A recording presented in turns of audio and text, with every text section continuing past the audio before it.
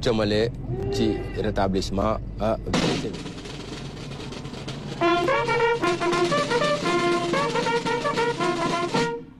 Monsieur le Président de la République se retire.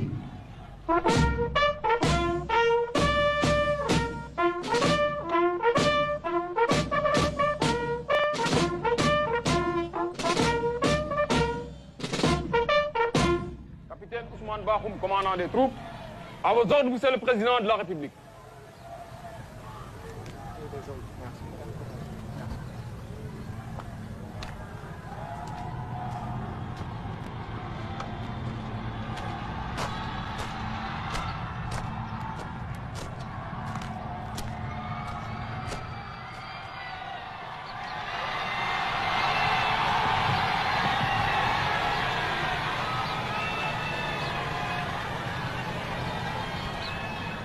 Voilà le président de la République qui quitte en tout cas le cimetière de Thiaroye avec une forte acclamation des populations qui sont nombreuses à effectuer le déplacement pour accompagner le président dans cette commémoration du massacre de Thiaroye avec ses hôtes. Donc le président qui quitte Thiaroye pour en tout cas qui quitte le cimetière national de Thiaroye direction le camp militaire de Thiaroye. Donc vous l'avez suivi une fois arrivé sur place.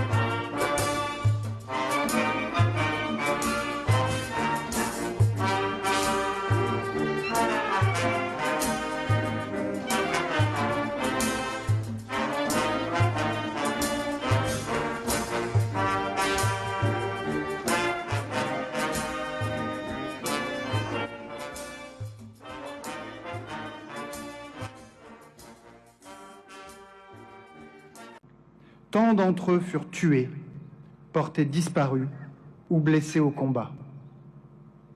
Plusieurs milliers furent lâchement exécutés par la Wehrmacht après lui avoir fait subir de lourdes pertes.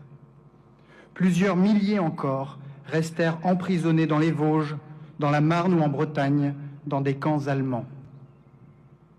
Les plus valeureux trouvèrent au fond d'eux-mêmes l'incroyable courage de s'évader, de gagner le maquis et de poursuivre la lutte jusqu'à la victoire. Et ceux qui survivront conserveront toute leur vie dans leur chair et leur esprit les stigmates de la guerre, avec la satisfaction d'avoir, par leur sacrifice, assuré la défaite de la force brutale et la victoire de la liberté. Et pourtant, quand vint la libération, pour certains d'entre eux, le doux parfum de la victoire fut bientôt gâché par le goût amer de l'injustice. Démobilisés avant les autres, privés de la solde qui leur était due, ces héros africains furent déconsidérés par leurs chefs. Ces valeureux tirailleurs furent traités comme des soldats de second rang. Ils avaient tout quitté et parfois tout donné à la France de la liberté, de l'égalité et de la fraternité, une France qui semblait subitement trahir sa promesse, manquer à son devoir d'égalité, manquer à son devoir de fraternité. Ils ne purent faire autrement que de le lui rappeler. Une première fois, ils protestèrent à Morlaix, où la moitié d'entre eux refusèrent d'embarquer à bord du Circassia qui devait les ramener chez eux. Une deuxième fois, arrivés ici dans le camp de Tiaroy, ils protestèrent à nouveau et refusèrent de regagner leur foyer avant d'avoir reçu ce qui leur était dû. Et c'est au matin du 1er décembre 1944, ici même à Tiaroy, qu'ils réclamèrent justice dans un immense cri de colère qui retentit encore 80 ans plus tard. Un cri de colère que la France réprima dans le sang en ouvrant le feu sur ceux-là même qui avaient risqué leur vie pour qu'elle puisse être libérée. Rien ne peut justifier que des soldats de la France aient ainsi retourné leurs canons contre leurs frères d'armes. Les douleurs encore si vives provoquées par cette plaie béante dans notre histoire commune, seul un travail de mémoire peut conduire à les apaiser. Il n'y a pas d'apaisement sans la justice, et il n'y a pas de justice sans la vérité. La vérité, l'histoire et la mémoire ne sont pas des postures, mais des processus portant une part de complexité devant lesquels nous ne devons pas reculer. C'est pourquoi la transmission des archives a été décidée en 2014. C'est pourquoi la France a accueilli une mission d'étude des archives que vous avez mandatée, qui contribue aux travaux du comité dirigé par le professeur Mamadou Diouf. C'est la raison pour laquelle le président de la République vous a écrit, Monsieur le Président, pour vous dire que la France se doit de reconnaître que ce jour-là s'est déclenché un enchaînement de faits ayant abouti à un massacre. Et si la France reconnaît ce massacre, elle le fait aussi pour elle-même, car elle n'accepte pas qu'une telle injustice puisse entacher son histoire. Inclinons-nous devant les 202 stèles blanches du cimetière de Tiaroy, plantées dans la terre rouge du Sénégal comme une invitation permanente à œuvrer pour la justice et la vérité partout et en tout temps. Puisons dans ce travail de mémoire et de reconnaissance la grandeur d'âme, le dévouement et la dignité de ces hommes, de ces témoins du monde nouveau qui sera demain, que célébrait Senghor. Cultivons l'amitié entre le Sénégal et la France sur les fondations d'une mémoire qui rassemble plutôt qu'une mémoire qui divise. Monsieur le Président, vous avez posé avec le Président de la République, le 20 juin dernier à Paris, les bases d'un partenariat renouvelé, fondé sur le respect mutuel au service des intérêts réciproques de nos deux peuples, unis par des valeurs démocratiques partagées et une relation d'amitié. Inventons ensemble ce nouveau dialogue, franc et respectueux des intérêts et des valeurs de chacun, transparent sur les objectifs, juste quant à la réalité des actes, juste quant aux récits qui les entourent. Pour que vive la République du Sénégal et pour que vive la République française.